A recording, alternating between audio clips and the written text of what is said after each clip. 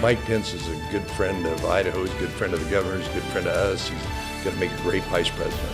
Governor Mike Pence makes a stop in Boise, what the vice presidential nominee hopes to accomplish while he's in town. Plus, Idaho's Democratic Party is speaking out about the governor's visit, the perspective from the other side of the aisle. Also ahead, a big event could cause a lot of traffic in downtown Boise, how it could affect your evening commute. Team coverage on the governor's visit. This is KBOI 2 News at 5:30.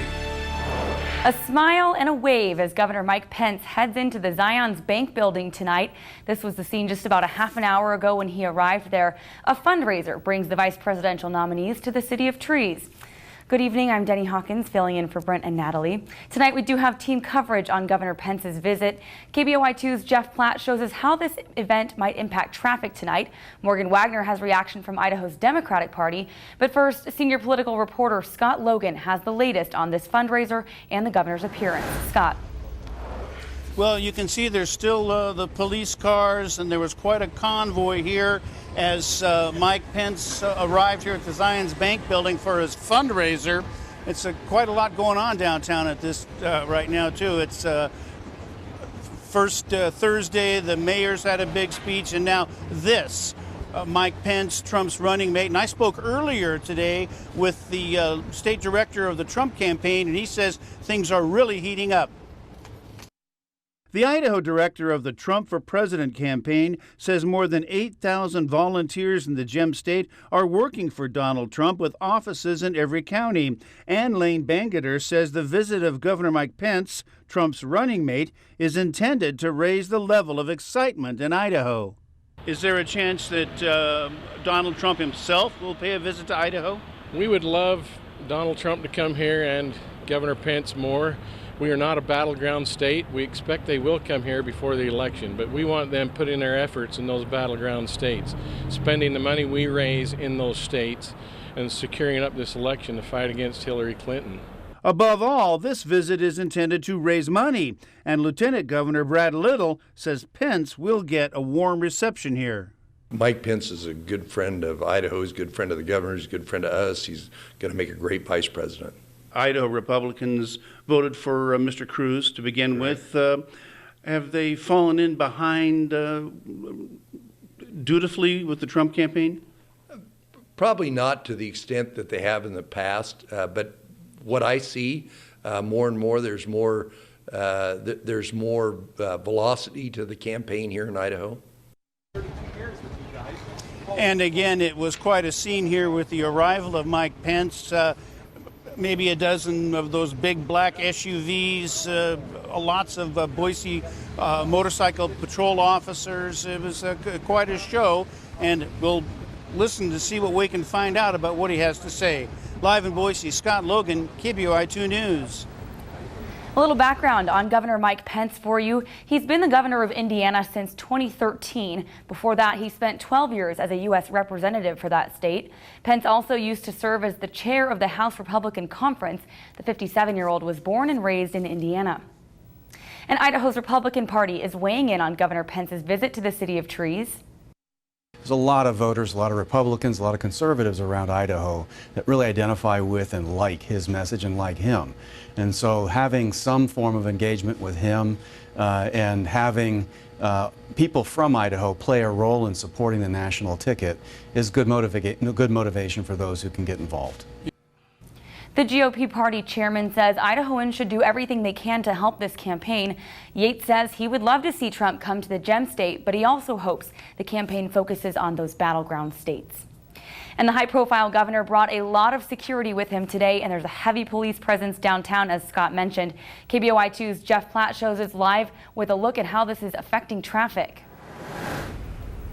Well, Denny, the police presence has somewhat faded. However, they are still here, blocking off two of the lanes, protecting the vehicles that are part of Pence's motorcade, limiting Main between 9th and 8th to only one lane, which is causing a little bit of mayhem down Main back towards 10th Street as a couple of lanes are just, it's kind of getting a little insane. Now, you see right here when the motorcade first came through, Main Street at 9th was initially blocked off by a bunch of police motorcycles. Now, since then, those went away, and as I said, the mayhem has stayed around. People are going around vehicles trying to get away because the only lane that's open on Main is the right lane, which is one you would want to turn onto 9th from. So while cars are waiting in the right lane, hoping to turn, cars trying to go straight are moving over into the center lane, trying to buzz around them and get back into the right lane that's open on Main between 9th and 8th. So it's a little bit of craziness, but hopefully once that motorcade gets out of the way and we can get that blockage out of the way, we can return to a little bit of a more normal traffic flow here downtown. For now, live in Boise, Jeff Platt, back over to you, Denny. Thanks, Jeff. Well, as we've been saying, Governor Pence is here for a fundraiser tonight. He'll also be talking to KBOI 2's Brent Hunsaker. New tonight at 9 and 10, the governor will answer some tough questions about protecting our borders and how he plans to hold Congress accountable. Again, that's coming up tonight on KBOI 2 News at 9 on the CW and KBOI 2 News at 10.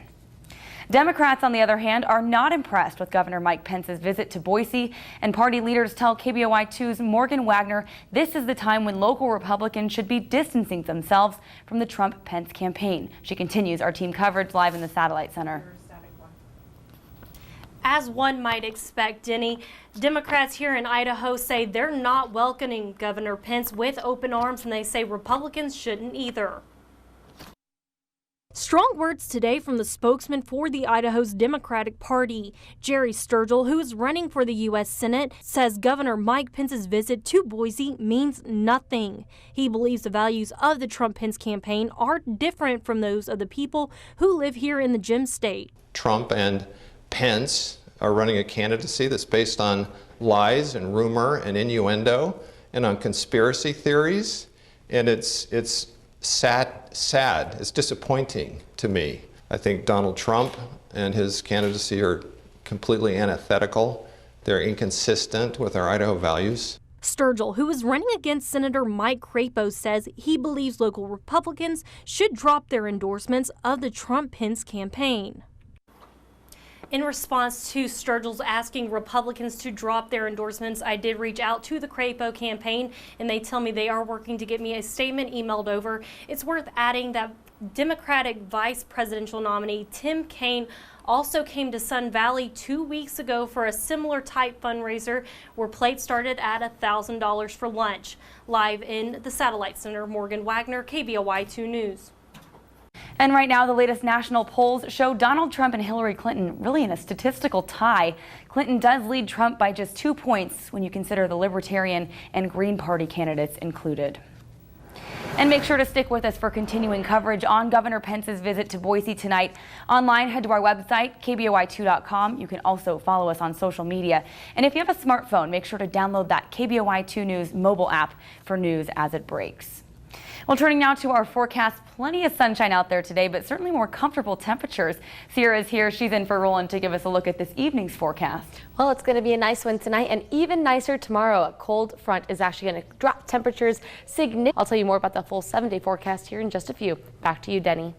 Thanks, Sierra. Back to the 70s for us. But in Florida, people are boarding up and clearing out as Hurricane Hermine bears down on the northern coast of Florida. This storm is expected to make landfall in the Panhandle overnight tonight. From there, Hermine will then head up the eastern seaboard. State of emergencies have been declared in 51 counties in Florida, and schools in more than 20 counties have also been closed. We're going to have significant storm surge. As much as 8 feet. We're going to have significant winds, 70 to 75 mile an hour winds. Florida, by the way, has not had a direct hit from a hurricane in more than a decade. By the time this is all over, some areas could see almost 2 feet of rain. One man is behind bars tonight following a standoff that prompted a lockdown at nearby schools. Police say this man, Kenny McDonald, eventually surrendered after about an hour. This happened in Caldwell this afternoon. McDonald is accused of stealing a car at gunpoint last week. He is now in the Canyon County Jail. A Dietrich teen accused of rape will not be tried as an adult. Tanner Ward is facing a charge of forcible penetration by use of a foreign object stemming from an alleged locker room attack involving another student at Dietrich High School. Our CBS affiliate in Twin Falls reports the adult charges were dropped, but he is still being prosecuted as a juvenile. Another teen, John Howard, will be arraigned next Tuesday. As the Pioneer Fire continues to expand, so do the closure areas around it. No camping is allowed north of Forest Service Road 579. It's between Forest Road Service Road 555 and the Elk Creek Guard Station. The fire, by the way, has burned more than 164,000 acres. That's more than 250 square miles. Fire managers say its growth has slowed slightly. Firefighters have it 52% contained. It's been close to 9 months, but the wait is almost over for construction on the Broadway Bridge. The Idaho Transportation Department announcing today the bridge will officially open on September 9th. That's next Friday, and if you check your calendar, it's just in time for BSU's home opener, which happens on Saturday. By the way, ITD says construction like this usually takes about a year and a half. Crews got this bridge done in about half the time. Well, it's up, up, and away for the Spirit of Boise. Coming up on KBOI 2 News at 5:30, we'll show you a bird's eye view of the Treasure Valley from the inside of a hot air balloon. And we're going to see temperatures in the 70s tomorrow, but what can we expect during Labor Day? I'll tell you more about that in your 7-day forecast coming up soon. But first, here is a live look out at the Zions Bank building, where traffic, you can see, is still building up in some of those areas. Indiana Governor Mike Pence, Donald Trump's running mate, of course, is in town. We'll have more live coverage throughout this newscast and on our website, KBOI2.com. You're watching KBOI 2 News at 5:30. Indiana Governor Mike Pence, Donald Trump's running mate, is in Boise tonight. Here is a live look out at the Zions Bank building where he's holding a fundraiser. Traffic moving through that area. It is slow at times, but of course KBOI 2 News will have live coverage of Governor Pence's visit throughout our newscasts online tonight at our newscasts and again on KBOI 2 News' mobile app as well. Well, you probably saw them floating in the sky this morning. Hot air balloons of all shapes and sizes. They're here for the Spirit of Boise Balloon Classic, of course. KBOI 2's Lauren Clark gives us a bird's eye view from the basket. With a little heat, these colorful hot air balloons float high in the sky around Boise. It's part of the Spirit of Boise Balloon Classic, where the vibrant sunrise mixes with the magical sight of flight. Exposed so many people and this morning so many children to the dream of flight. It's an honor to be a part of that. A magic that spectators of all ages enjoy. Our favorite is actually this rainbow one. They call it a rainbow one, and we love rainbows because it has all the colors. And what's the fun without experiencing it yourself? Going up in a hot air balloon. I'm a little terrified right now. Boosted with the flickers of flames, we soar into the sky. It may be jolting to be hundreds of feet above the ground, but hovering amongst the birds is a sight that can take your breath away. For everyday air pilots, my office is this basket right here. To first-timers, there's nothing quite like being up in the clouds. Think just how they float so slowly and gracefully through the air. I think that's my favorite thing. In Boise, Lauren Clark, KBOI 2 News. Wow, what a gorgeous morning to be up early watching the balloons or being in a hot air balloon if you can. But there was a slight chill out there I noticed this morning, and it might even get a little bit cooler as we head into the weekend because we've got a cool down coming. Exactly, that's what it looks like. So if you're headed out tomorrow, maybe bring a jacket, closed-toed shoes, a blanket. I know this time last year I was freezing. So yeah, blankets are a good idea. Yeah, it's going to be pretty cool tomorrow. So take a look at this time lapse though. We're seeing lots of sunshine and then just below freezing on Monday, and then temperatures only heating up into the 60s all week. They're going to see a mixture of sunshine and clouds for at least the next 7 days, but it's pretty typical for this time of year. A very comfortable week. We're going into the 60s. I know. For Labor Day. I know. It's funny. The second that September hit, it's like that switch. They're like, okay. Mother Nature knew something was happening. Exactly. Here you go. Here's your cooler temperatures, but hey, I'll take it. Yeah, now we just have to see if she's going to warm it back up for us. Thanks, Sarah. Of course. Well, in tonight's Consumer Watch, if you've ever installed a car seat, you know it can be a tricky task. But a new report shows cars released in the last year are now designed to make this process easier. Weijia Zhang shows us the changes could help keep your child safe during an accident. Jim and Peggy Trepolitis just had their first child, John, on Sunday. The new parents were dreading the idea of installing a car seat, but found out it was a snap. I couldn't believe how easy it was. Tepalidis owns a new Lexus RX. The SUV earned the top rating in a new study from the Insurance Institute for Highway Safety, along with the 2016 Toyota Prius and 2017 Audi Q7.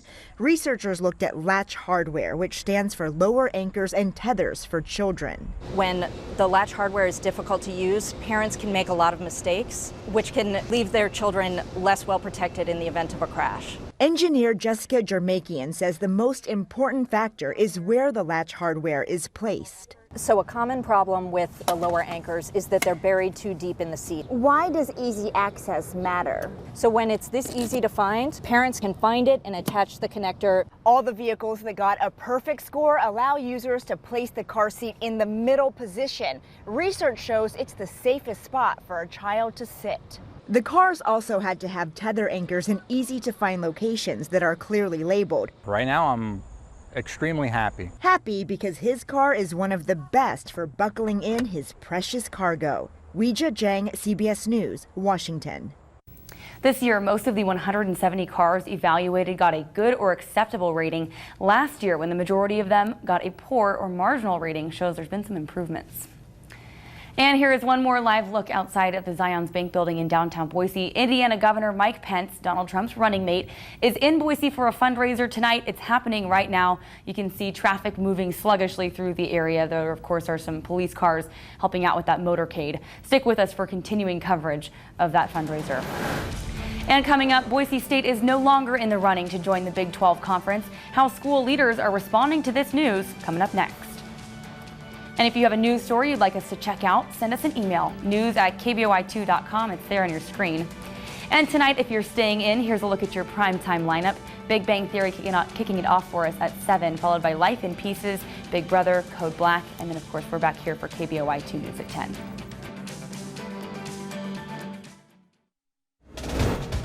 Now KBOI 2 Sports from the Steve's Hometown Dealership Sports Desk.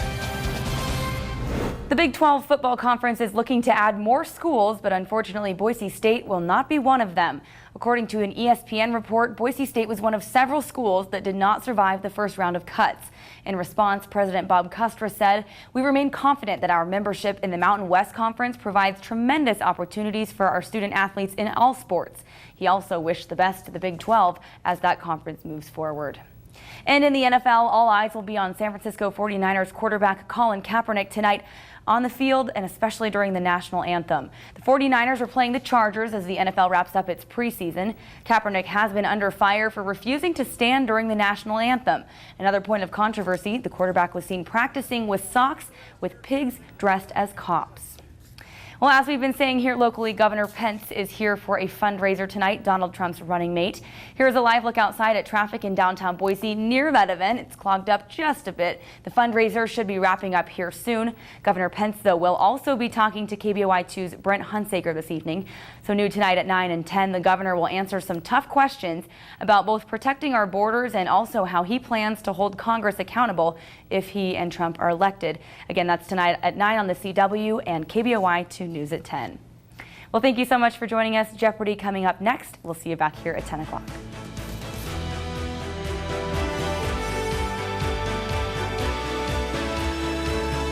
Take the news with you on the radio. News Talk 670 KBOI. And for news and information 24 hours a day, click on KBOI2.com.